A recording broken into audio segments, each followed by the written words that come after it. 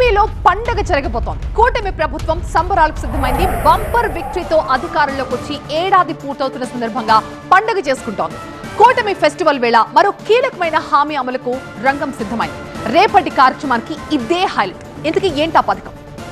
ఎప్పుడెప్పుడా అని ఎదురు చూస్తున్న పిల్లల తల్లిదండ్రులకు తీయని కబురు చెప్పింది కూటమి ప్రభుత్వం. ఆ కబురు పేరే తల్లికి వందనం. మేనిఫెస్టోలో ఇచ్చిన హామీ మేరకు ఎంతమందికి పిల్లలు ఉంటే అంతమంది పిల్లలకు తల్లికి వందనం అమలు చేస్తుంది. విద్యార్థుల తల్లుల ఖాతాల్లో రేపు నిధులు జమ కానున్నాయి. 67,27,164 మంది విద్యార్థుల తల్లుల ఖాతాల్లో 8,745 కోట్లు జమ చేయనుంది ప్రభుత్వం. 1వ తరగతిలో అడ్మిషన్ పొందే పిల్లల దగ్గర నుంచి ఇంటర్ ఫస్ట్ ఇయర్లో చేరే విద్యార్థుల వరకు ఈ పథకం వర్తిస్తుంది. కూటమి అధికారంలోకి వచ్చి రేపటితో ఏడాది పూర్తి. ఈ సందర్భంగానే ఈ పథకాన్ని అమలు చేస్తోంది ప్రభుత్వం. రైతులకు పెట్టుబడి సాయం కోసం జూన్ 20న అన్నదాత సుఖీభవ అమలు చేస్తామని ఏపీ వ్యవసాయ శాఖ మంత్రి అచ్చెన్నాయుడు ప్రకటించారు. నిర్ణయం తీసుకున్నాం. రేపు జూన్ 20వ తారీఖున ప్రధానమంత్రి గారు కేంద్ర ప్రభుత్వం నుంచి 2,000 రూపాయలు ఫస్ట్ ఇన్స్టాల్మెంట్ వేస్తున్నారు. అదే రోజు రాష్ట్ర ప్రభుత్వం నుంచి 5,000 రూపాయలు మేము కూడా వేసి రైతుకి 7,000 ఇస్తాం.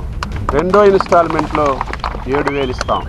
మూడో ఇన్స్టాల్మెంట్లో 4,000 రూపాయలు ఇచ్చి ఇచ్చిన మాట ప్రకారం ఆ అన్నదాత సుఖీభావ కూడా ఇచ్చే కార్యక్రమం తీసుకుంటామని చెప్పి తెలియజేస్తూ ఏడాది పాలనలో సంక్షేమం అభివృద్ధికి ప్రభుత్వం ప్రాధాన్యత ఇచ్చింది.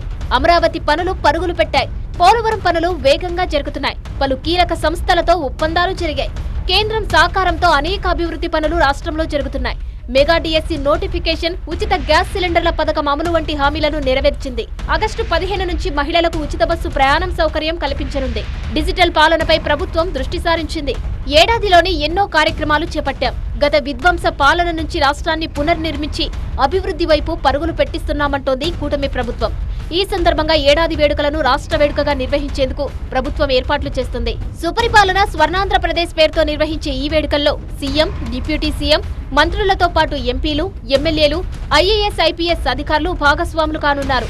గురువారం సాయంత్రం 5 గంటలకు అమరావతిలో భారీ బహిరంగ సభ నిర్వహించేందుకు చకచకా ఏర్పాట్లు జరుగుతున్నాయి.